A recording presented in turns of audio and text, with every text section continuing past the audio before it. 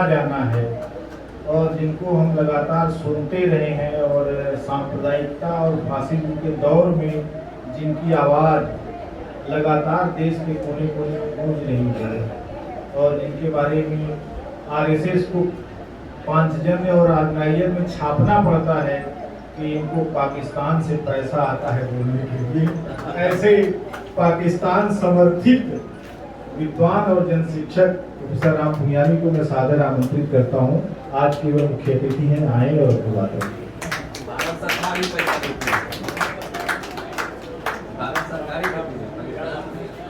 अच्छा श्री राम जी और प्रिय मित्रों, पहले तो मैं बहुत आभारी हूँ कि आपने मुझे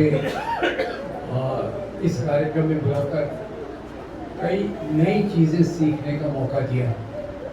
निश्चित रूप से मेरे लिए कल से जब से मैं आया हूँ एक महत्वपूर्ण अनुभव है कि मैं लोक संस्कृति के बारे में समझूं और सुनूं। और राम जी भाई ने एक बात कही, इसको मैं थोड़ा मजाक में कहना चाहता हूँ। पाकिस्तान से पैसा आता होगा कि नहीं ये तो मुझे नहीं पता, पर मेरा जन्म वहाँ हुआ था जो अभी पाकिस्तान में है उससे मेरी सोच में भी कुछ नफरत नहीं पैदा हुई, और मैंने चीज़ों को जिस प्रकार से लिया वो इस प्रकार की चीज़ें हैं कि एक आम शोषित व्यक्ति जो दक्षिण एशिया में जाति के अत्याचार से पीड़ित है, जेंडर सिस्टम के अत्याचार से पीड़ित है, महिलाएं, मजदूर, आदिवासी और किसान, इनकी समस्याएं किस प्रकार से हल हो, और उसमें जन संस्कृति के बारे में तो बहुत अच्छे मुद्दे कहे गए हैं।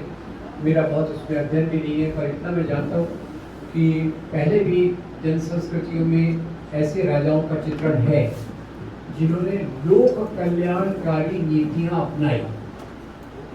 और दुर्भाग्य की बात यह है कि जिन राजाओं ने लोक कल्याणकारी नीतियाँ अपनाई और लोगों ने अपने गीतों में उनको पूरी जगह दी, ऐसे राजाओं को भी आज एक अलग तरीके से प्रस्तुत किया जा रहा है। उस एक उदाहरण के साथ मैं बात करूंगा। हमारे महाराष्ट्र में छत्रपति शिवाजी महाराज एक लोक कल्याणकारी राजा के रूप में जाने जाते हैं, क्योंकि उनकी खासियत ये थी कि जनता के कंधों से उन्होंने लगान का बोझ कम किया, और इसलिए पूरे महाराष्ट्र में उनके ऊपर गीत हैं। पर अभी देखिए उसी राजा को आज एक ऐसे रूप में प्रस्तुत किया जा रहा है, और यहाँ हमारा एक रोल होना चाहिए। ऐसे राजा के रूप में प्रस्तुत किया जा रहा है जो यहाँ के अल्पसंख्यकों के खिलाफ खड़ा था, जिसने अपना राज्य स्थापित किया मुसलमान सत्ता के खिलाफ, और उसका इस्तेमाल वो आज ये कर रहे हैं। ऐसा दूसरा एक उदाहरण दे दूँ क्योंकि इससे थोड़ा सा रेलिवेंट है वो, और वह टीपू सुल्तान। आप में से कई लोगों ने नोट किया होगा 10 नवंबर हर साल जब आता है तो टीपू सुल्तान पर चर्चा हो जाती है कि उसने लाखों ब्राह्मणों का कत्लेआम किया। अब ये लोगों की चेतना की बात कर रहा हूँ। अब मैं इतिहास तो रतन लाल जी इतिहास के विद्यार्थी हैं, मेरा तो बैकग्राउंड बहुत अलग ही है, तो जिसको अंग्रेजी में कहते हैं रोलिंग स्टोन, ना इधर का ना उधर का। तो मैं केवल एक लॉजिक लगाता हूँ कि उसने लाखों ब्राह्मणों का कत्लेआम किया। तो मैसूर का राजा था, ब्राह्मणों का प्रतिशत कितना होता है और उस समय जनसंख्या कितनी रही होगी, ये भी एक सोचने की बात है। जनसंख्या में तो ब्राह्मण केवल 2 या 3% से ऊपर होते नहीं है। मैसूर की जनसंख्या अगर 3-4 लाख भी होगी मैक्सिमम, तो कितने ब्राह्मणों का कत्लेआम किया होगा। और ये बात, दूसरी बात बताना चाहता हूँ कि टीपू सुल्तान भी एक ऐसे राजा है जो मैसूर के पास के एरिया के लोक गीतों में उनकी बहुत तारीफ की जाती है। अब ये मैं प्रवाह के विरुद्ध जाके बात करना चाहता हूँ, क्योंकि हमारे जो साथी गिरीश कर्नाड जो भी हमारे जैसे मूल्यों से जुड़े हुए थे, वो टीपू सुल्तान के बारे में बहुत अच्छे वाक्य कहते हैं, और उसमें ये बताने की कोशिश करते हैं कि कैसे टीपू सुल्तान ने सब धर्मों के लोगों का बराबरी से आदर किया। अब ये बात और है कि जो सामाजिक व्यवस्था थी, सामाजिक व्यवस्था, वर्ण व्यवस्था, लिंग व्यवस्था को मैं जोड़ देता हूँ, और यहाँ मैं साथ में कहना चाहूँगा ये दोनों साथ साथ चलते हैं। दलितों पे अत्याचार और स्त्रियों का दुय्यम दर्जा, इनका चोली दामन का साथ है, ये अलग समस्या नहीं है जहाँ तक मेरा सवाल है। और वो समस्या हल भी इसलिए नहीं हो रही कि उसका एक पक्ष हमारे से पूरा उपेक्षित हो जाता है, वो है महिलाओं की भागीदारी, महिलाओं की बराबरी का अधिकार। ये दो चीज़ें। अब तीसरी चीज़ जो मैं आपके सामने लाना चाहता हूँ वो अमेरिका से है, और वो मैं इसलिए लाना चाहता हूँ कि शोषक वर्ग भी कोई चुप नहीं बैठता। यहाँ आम लोग अपनी पीड़ा की अभिव्यक्ति अपने गीतों के माध्यम से, संगीत के माध्यम से, नाटक के माध्यम से करते हैं, तो क्या शोषक वर्ग चुप रहता है? पहला, वो इससे भी ज्यादा सक्रिय रहता है, और वो ये चाहता है कि इनके बीच में जो चेतना बने वो हमारे हितों के लिए बने, और उस चेतना को बनाने के लिए उसके पास साधन भी ज्यादा है। हमारे पास जितने भी साधन हो, शायद यहाँ एक कार्यक्रम आयोजन करने का हमारे दोस्त ने कहा, ऐसे सैकड़ों हजारों लोग रंग होना चाहिए। साधनों की भी एक समस्या आती है। शासक वर्ग के पास साधनों की कमी नहीं है, और इसलिए वो भी ये कोशिश करता है कि लोग के मन में ऐसी चेतना बनाई जाए जो उसके फायदे की हो। और ये मैं हैरानी हुई तब हुई थी, मैं थोड़ा सा निजी अनुभव बताता हूँ कि जब मैं मेडिकल कॉलेज में पोस्ट ग्रेजुएशन कर रहा था, तो मेरा एक क्लासमेट अमेरिका गया हुआ था। वो अमेरिका से छुट्टियों में आया और हम दोनों गपशप कर रहे थे। उस समय तो कॉफ़ी हाउस का फैशन था, कैफे कॉफ़ी डे नहीं था, तो कॉफ़ी हाउस में तो खैर आप कितनी देर भी गप्पे मार सकते हो। तो मुझे लगा भाई अपना दोस्त है, मैं उसको बताऊंगा कि ये जो अमेरिका ने वियतनाम पे आक्रमण किया है ये कितना खराब है। मुझे हैरानी हो गई, तो मेरा दोस्त कहता है, अरे ये तो बहुत अच्छा हुआ, ये कम्युनिस्ट लोग ये तो पूरी दुनिया को बर्बाद करने के तुले हैं, और ये अमेरिका जो कर रहा है ये एक महान काम है। हम दोनों दोस्तों के बीच में झगड़ा, वियतनाम पे अमेरिका ने आक्रमण किया, वो एक अच्छा काम था उसकी नज़र में कैसे बना, क्योंकि वो अमेरिका में रह के उसी मीडिया को और चीज़ों को फॉलो करता है जो वहाँ उसको परोसी जाती है। और इसी के लिए नोम चॉम्स्की ने एक बहुत महत्वपूर्ण शब्द इस्तेमाल किया है, हमारे जहन में आना चाहिए। अगर हम इस प्रकार की चेतना के खिलाफ लड़ना चाहते हैं तो नोम चॉम्स्की का एक वाक्य याद रखिएगा, जुमला याद रखिएगा, वह मैन्युफैक्चरिंग कंसेंट। मैन्युफैक्चरिंग कंसेंट क्या है? मैन्युफैक्चरिंग कंसेंट, मैं शासक हूँ, मुझे कुछ गलत काम करना है और मुझे उसके लिए मुझे लोगों का समर्थन चाहिए, तो मैं ऐसे मैकेनिज्म विकसित करता हूँ जिससे मेरी बात लोग कहें, और मैं कहूँ लोग कह रहे हैं इसलिए मैं कर रहा हूँ। मैं वियतनाम पे आक्रमण क्यों कर रहा हूँ? क्योंकि लोग कहते हैं कि वियतनाम में कम्युनिज्म आ रहा है, कम्युनिज्म तो इतनी खतरनाक चीज़ है, इसलिए मैं वियतनाम पे आक्रमण कर रहा हूँ। और भारत में बात उससे और आगे चली गई है। भारत में इसको एक सिस्टमैटिक तरीके से, एक सिलसिलेवार तरीके से एक संगठन खड़ा हुआ, आप पहचान लेंगे।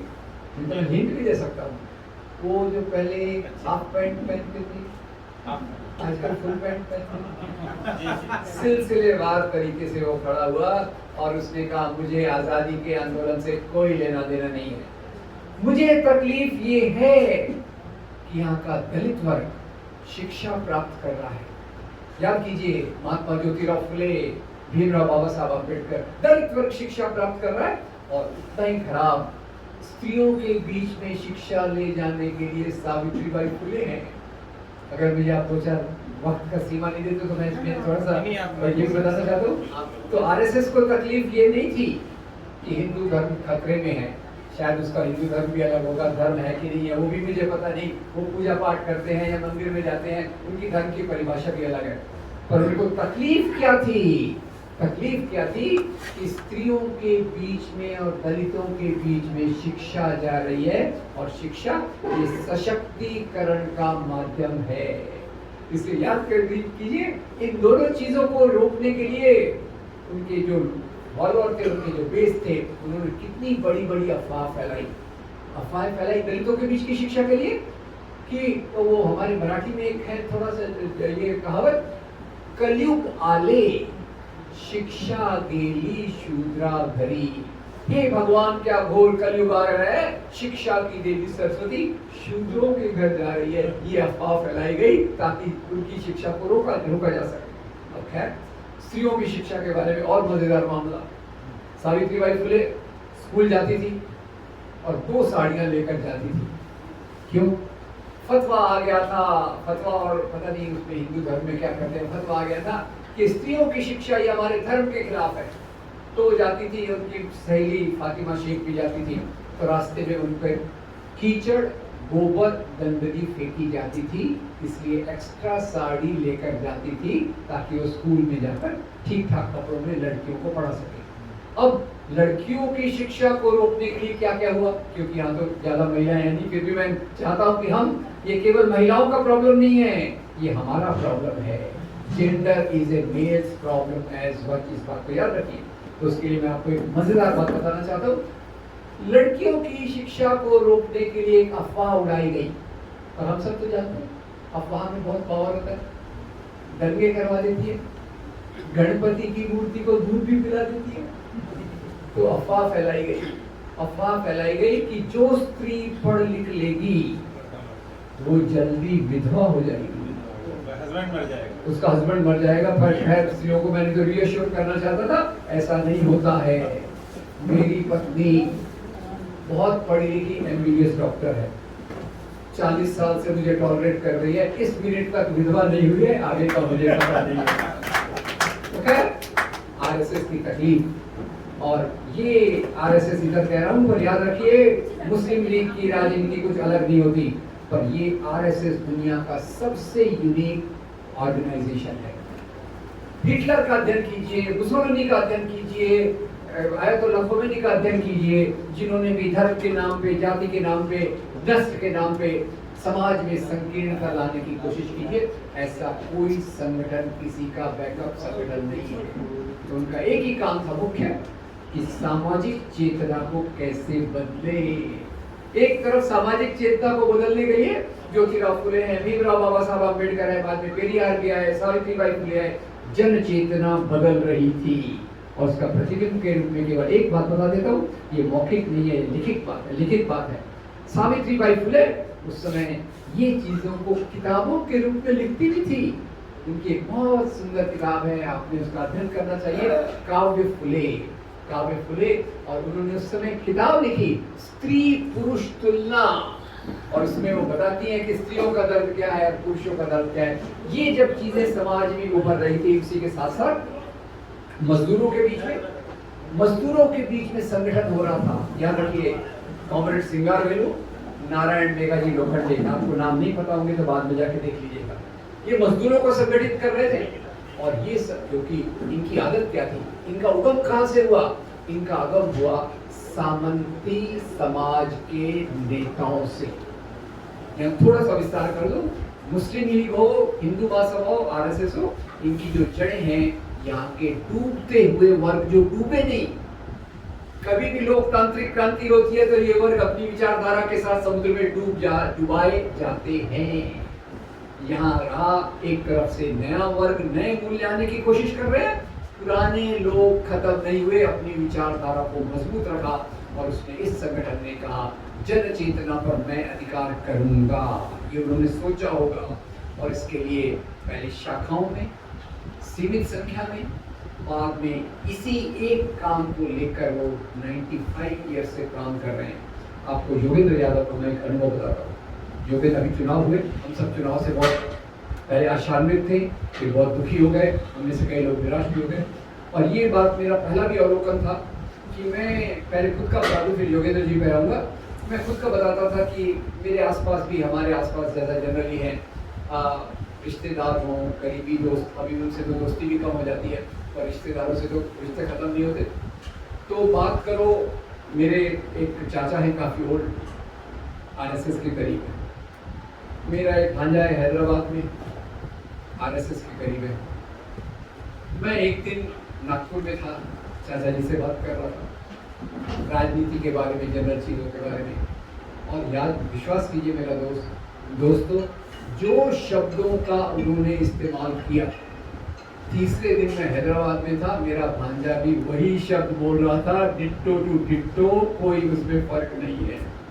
बीच में मैंने सुना ये मुसलमानों पे विश्वास नहीं करना चाहिए।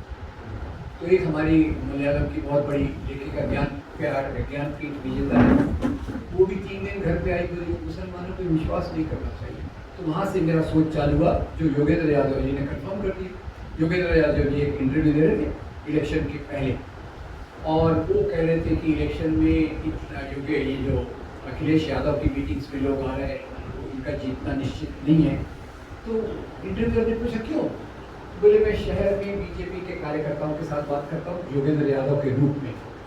मैं गांव में गया और उस समय कोरोना के कारण मैंने मास्क पहना और सिर पे टोपी भी लगा ली।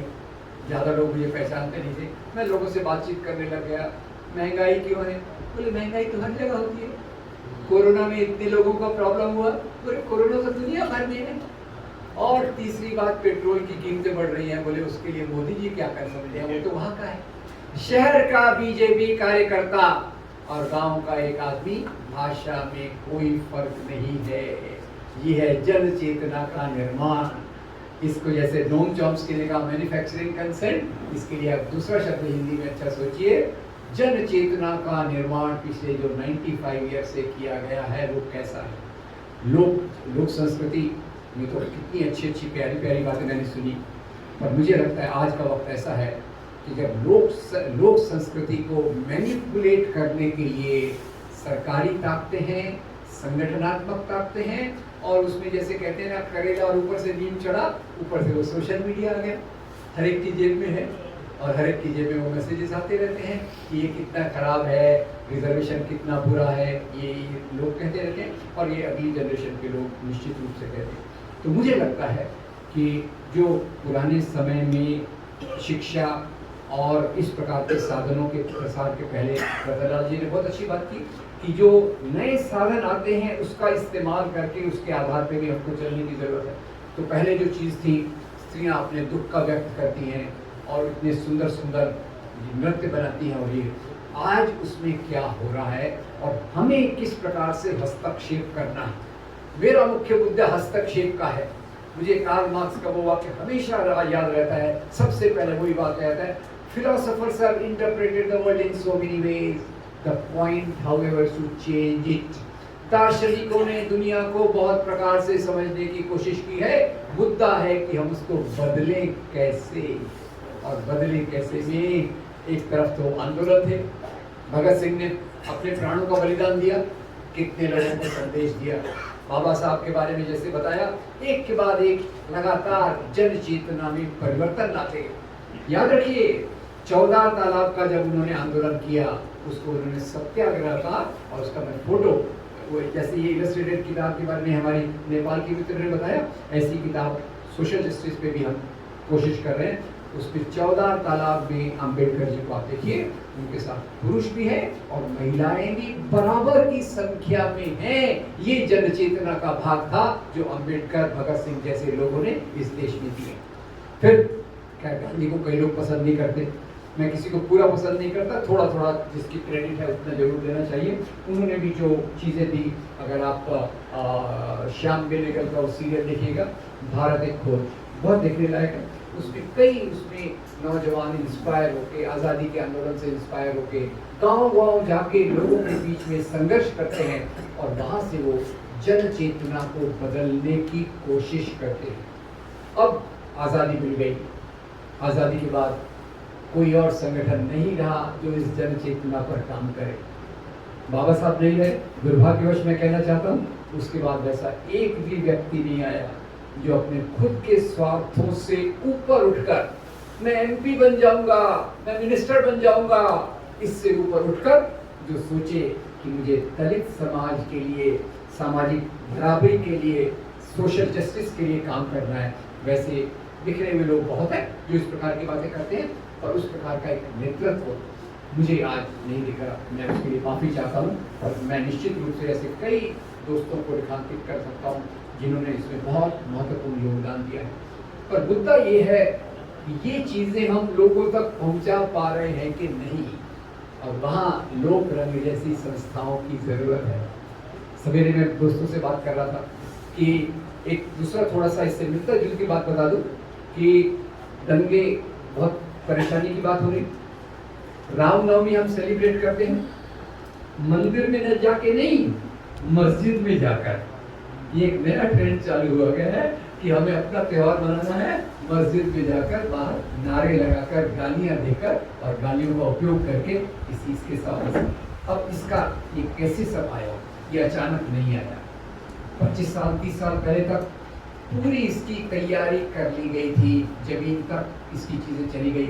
और मैंने तब उसका मुझे तब महसूस हुआ जब 92-93 में मस्जिद गिराई गई, 92-93 में मस्जिद गिराई गई, और उसके बाद तुरंत मेरे चारों तरफ फैकल्टी मेंबर्स, स्टूडेंट्स, परिवार, दोस्त एक ही बात करने लगे, बाबर की औलाद, जाओ पाकिस्तान या कब्रिस्तान। अचानक एक दिन में नारा नहीं आ सकता, इसकी कहीं तो भी पूर्व भूमि बनी हुई है, और वो पूर्व भूमि केवल एक ही संगठन से बनी हुई है, उसका जो हमारा समांतर पैरेलल था। यहाँ ये भी बता दूँ, वामपंथी संगठनों से भी करीबी से काम किया। ट्रेड यूनियन, पगार बढ़ाइए, काम के घंटे कम कीजिए, लाल झंडा हमारा है, हमारा काम हो गया।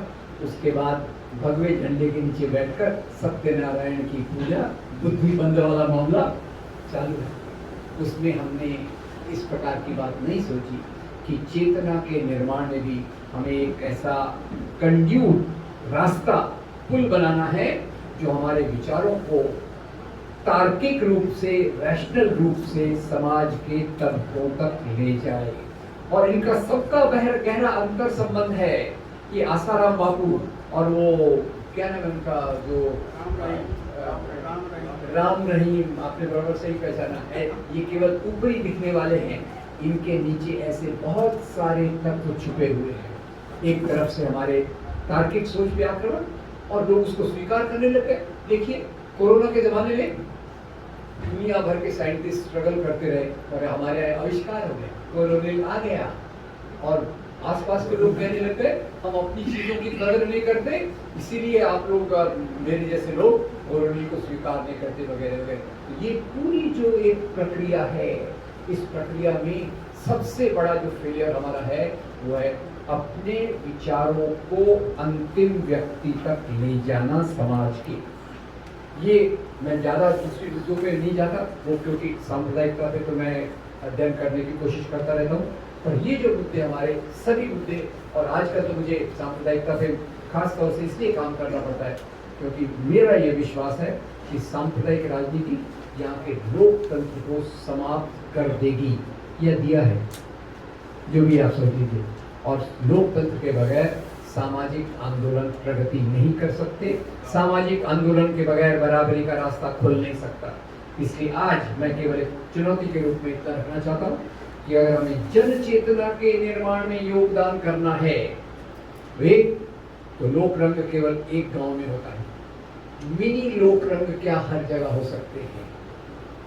मैं सोच रहा हूँ, मुझे पता नहीं है, ग्राम पंचायत में ज़्यादा गांव में रहा नहीं हूँ, क्या हमारे ग्राम पंचायतों के ऑफिस में हम ऐसे कार्यक्रम कर सकते हैं रेगुलरली, हफ्ते के हफ्ते, जहाँ बहुत सारे साधन उपलब्ध हैं, बहुत सारे साधन, प्यारी प्यारी फिल्में हैं, दलित मुद्दों पर, स्त्रियों के मुद्दे पर बड़ी लिस्ट आप बना सकते हैं, हिंदू मुसलमानों के संबंधों पर बहुत अच्छा साहित्य उपलब्ध है, पर इसको ले जाने वाला कौन है। मैं उस दिन आनंद पटवर्धन जी से बात कर रहा था, महान डॉक्यूमेंट्री फिल्म मेकर है, उन्होंने अभी एक 16 एपिसोड बनाए हैं विवेक रीजन के। मैंने बोला यार आनंद, तुम्हारा आपका सर्कुलेशन कहाँ तक है, कितने लोगों का रीजन हो गया? बोले 8-10 लोग हैं। मैंने कहा वेरी गुड यार। बोले क्या वेरी गुड, देश में 128 करोड़ लोग हैं। आपकी बात तो बराबर है। हम जैसे लोग खुश होते हैं कि हमारे एक वीडियो को 1.5 मिलियन लोगों ने देख लिया, खुश होते हैं, और ये भूल जाते हैं कि देश में 120 से ऊपर करोड़ लोग हैं। इन लोगों तक सिस्टमैटिक तरीके से कैसे पहुंचना, ये आज की हमारी संस्कृति की सबसे बड़ी चुनौती है। और उसके लिए जहां जिन साधनों का हमने इस्तेमाल नहीं किया, हम ये बताइए कि आप जैसे प्रगतिशील लोग हैं, बिखराव, हम सबका बिखराव है।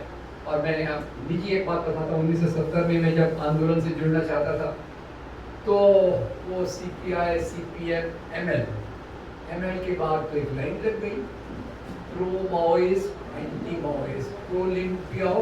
मैं कहता भाई हम क्या, मैंने कहा और कुछ नहीं तो इनकी एक डायरेक्टरी बना लो और वो उसके आधार पे आगे चलो। आज वक्त उल्टा आ गया है। आज लगता है कि हम जैसे जो लोग भी आज़ादी के आंदोलन को मानते हैं, जो लोग भी भारतीय संविधान के रास्ते पर देश को चलाना चाहते हैं, हमारे बीच में एक लूज फेडरेशन, एक ऐसा मंच होने की जरूरत है जहां हम एक दूसरे की मदद करें, एक दूसरे को सहारा दें, क्योंकि आज काम करना आसान नहीं है।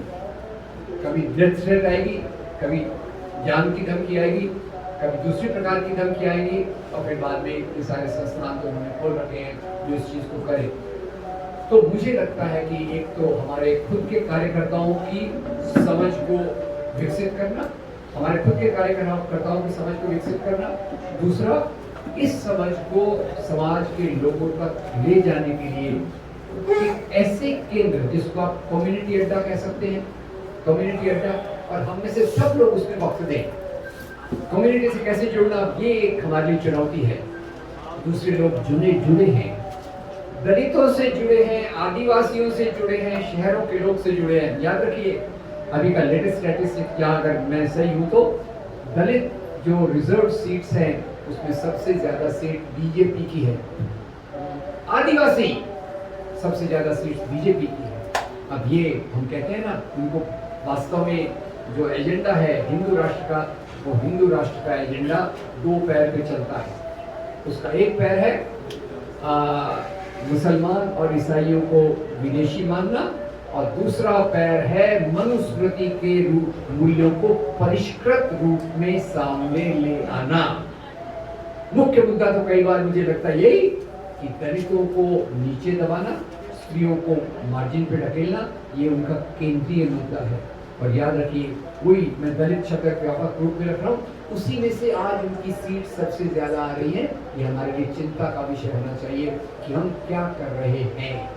सवाल हमारे लिए खुद के लिए है कि अगर हम चाहते हैं कि लोग जन चेतना में हम परिवर्तन लाएं, तो रतन लाल जी का एक चैनल है, ऐसे बहुत सारे चैनल हो सकते हैं जो हम अपने क्षेत्रों में एक सही संदेश देने के लिए ले जाएं। और उसके साथ दूसरी बात ये भी है, गांव हो, मोहल्ला हो, शहर हो, हर जगह पर इस प्रकार के केंद्रों को खड़ा करने की कोशिश करें। अब ये तो मैंने जो अध्ययन के आधार पर देखा, खुद का भी अनुभव है थोड़ा सा।